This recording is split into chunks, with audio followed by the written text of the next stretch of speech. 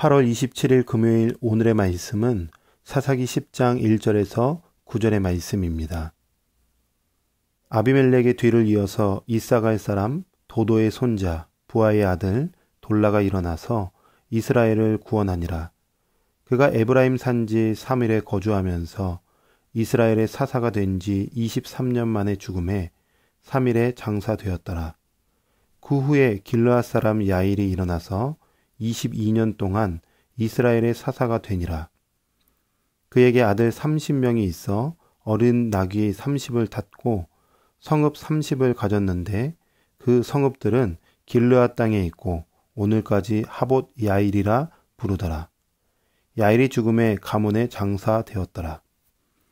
이스라엘 자손이 다시 여호와의 목전에 악을 행하여 바알들과 아스다롯과 아람의 신들과 시돈의 신들과 모압의 신들과 암몬 자손의 신들과 블레셋 사람들의 신들을 섬기고 여호와를 버리고 그를 섬기지 아니하므로 여호와께서 이스라엘에 진노하사 블레셋 사람들의 손과 암몬 자손의 손에 그들을 파심해 그 해에 그들이 요단강 저쪽 길르앗에 있는 아모리 족속의 땅에 있는 모든 이스라엘 자손을 쳤으며 18해 동안 억압하였더라.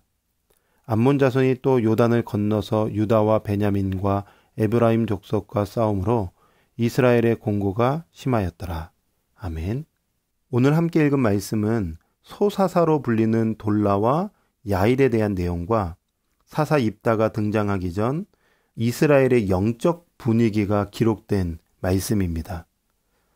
저는 한 가지 질문을 함께 던져보면서 함께 나누려고 합니다. 여러분, 사사기 저자는 이 소사사의 내용을 통하여서 과연 무엇을 이야기하고 싶었던 걸까요?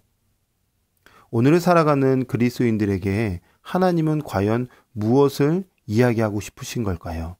오늘 말씀을 통해서 함께 고민해보고 생각해보면 좋겠습니다.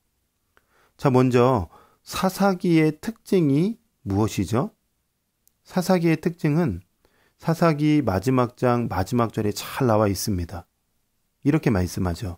그때에 이스라엘의 왕이 없으므로 사람이 각기 자기의 소견에 오른 대로 행하였더라. 왕이 없었을까요? 왕이 있었죠. 하나님만이 왕이시죠. 그런데 그 삶에 하나님을 모시지 않고 자기가 왕이 되자 죄된 본성을 가진 인간이 자기의 욕망과 욕심을 채우고자 살았던 시대가 사사시대입니다. 굉장히 암울했던 시대죠. 암울한 관점의 안경으로 오늘의 말씀에 보면 소사사의 내용이 좋아 보이는데 결코 좋은 내용이 아니라는 것을 알 수 있습니다. 자, 돌라와 야일에 대한 내용이 아주 짧은데 잠깐 한번 보시죠. 먼저 사사 돌라의 이야기입니다. 이렇게 시작되죠. 아비멜렉의 뒤를 이어서, 좀 다르게 번역해 보면 아비멜렉 후에 그가 일어났다라는 문장으로 시작됩니다. 돌라가 일어섰다는 것입니다. 그런데 예전 사사들처럼 하나님의 영이 임하거나 하나님의 능력이 임한 것이 아니라 스스로 일어났다는 것을 알 수 있습니다. 돌라는 언제 일어났을까요? 아비멜렉 후에 일어났습니다. 아비멜렉 때 상황을 한번 생각해 보시면 아비멜렉 때에는 잔혹한 정치의 결과로 발생한 무질서와 혼돈이 가득했던 상황이었습니다. 그런데 돌라는 이런 상황 속에서 언약 공동체를 구하고자 일어났던 것입니다. 즉, 공동체 내부의 혼란함과 무질서를 바르게 판단해서 질서를 세웠던 거죠. 그리고 이스라엘 백성들을 구원했다는 것을 알 수 있습니다. 좋은 내용이죠. 자, 그런데 조금만 뒤집어서 생각해 보면 이런 내용이라는 걸 알 수 있습니다. 그동안 이스라엘 백성들이 죄로 말미암아 하나님을 등졌을 때 하나님이 외부의 적으로부터 공격을 받게 하셨고 고통을 주셨어요. 회초리를 드셨던 거죠. 그런데 지금 어떤 상황일까요? 이제는 외부가 아니라 내부의 무질서와 혼란이 생겼다라는 것을 이야기해주고 있는 것입니다. 내부에 문제가 생긴 것입니다. 내부에 균열이 발생했던 것이죠. 이어서 사사 야일의 이야기도 비슷합니다.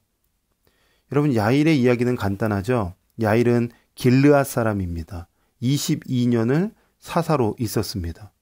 아들이 30명이 있었어요. 그런데 아들 사랑이 특별했나 봐요. 아들들에게 어린 낙이 한 마리씩 다 태워줬고 성읍도 하나씩 다 주었던 것입니다. 그래서 야일의 동네, 야일의 마을, 하봇 야일을 만들었던 거죠. 오늘날로 말하면 아들들에게 그랜저 하나씩 다 태워주고 빌딩 하나씩 다 주고 이랬던 거예요. 뭐죠? 야일이 부자였다는 거예요. 번영을 누렸다는 거예요. 부자가 문제는 아니죠. 번영한 삶을 사는 것이 문제는 아닐 것입니다. 그런데 이 사사시대, 야일의 사사시대 때는 부와 권력에 집중하고 있다는 것을 이야기하고 있습니다. 그러니까 외부의 적도 모자라 내부의 문제가 발생하고 있었다는 것을 이 소사사들을 통하여서 이야기하고 있는 것이죠. 영적인 눈으로 한번 보면 죄와 타협한 결과 삶과 영혼의 피폐함의 강도가 점점 강해지고 있는 시대였다는 것을 고발하고 있는 것입니다. 부패와 변질로 인해서 내적 무너짐이 있었다는 것을 말씀하고 있는 거죠. 자, 이게 더욱더 분명해지고 확실해지고 있는 것은 이 소사사 이후에 입다의 등장 배경입니다. 입다가 등장하기 전에 이스라엘 상태는 어땠는가? 다시 여호와의 목전에 악을 행하여 한 우상도 모자라서 7나라의 이방 민족의 우상을 들여와서 섬기기 시작했습니다. 그러니 어떻게 되겠습니까? 당연히 하나님께서 외부로부터 공격을 통하여 그들에게 고통을 허락하셨죠. 그런데 내부에도 문제가 있네요. 여러분, 사사 야일이 어느 출신이죠? 길르앗 출신입니다. 그 야일은 살면서 부와 권력을 지향했었습니다. 반대로 만약에 나눔, 낮아짐, 서로 섬김, 서로 돌봄을 지향했다면 그 후손들이 서로 함께 협력하고 사랑을 베풀지 않았겠습니까? 그런데 야일 이후에 등장하는 사사가 입다인데 입다가 어느 출신이냐면 길르앗 출신이었던 거예요.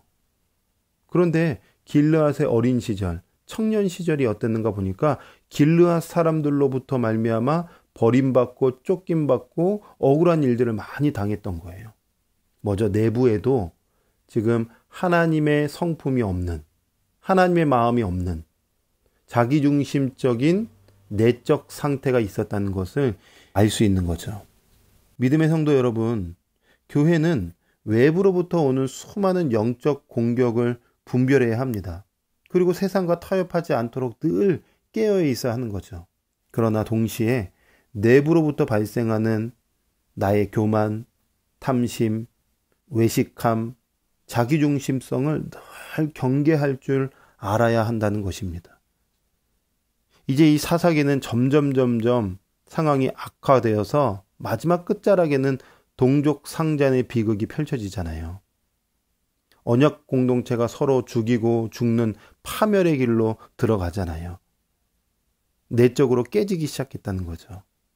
오늘 본문의 말씀을 통해서 주님이 우리에게 말씀하고 있죠. 자신의 내면을 점검하라는 것입니다. 공동체 식구들을 사랑하고 섬기고 세워주고 복음을 잘 나누면서 살아가고 있는지 점검하라는 것입니다.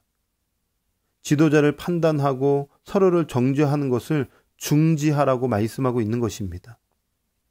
나는 나만의 성을 쌓고 있지 않는가 돌아보고 늘 하나님의 말씀의 거울에 비추어 자신을 점검하며 굳어진 마음이 있다면 회개하고 예수님의 성품을 달라고 우리가 구할 때에 하나님께서 우리의 내면을 변화시켜 주시고 다시 위로부터 주시는 평강을 누리게 될 것입니다. 오늘 하루 그 은혜가 우리 가운데 있기를 주님의 이름으로 축원합니다. 아멘. 하나님 감사합니다. 오늘도 귀한 말씀 주셨습니다.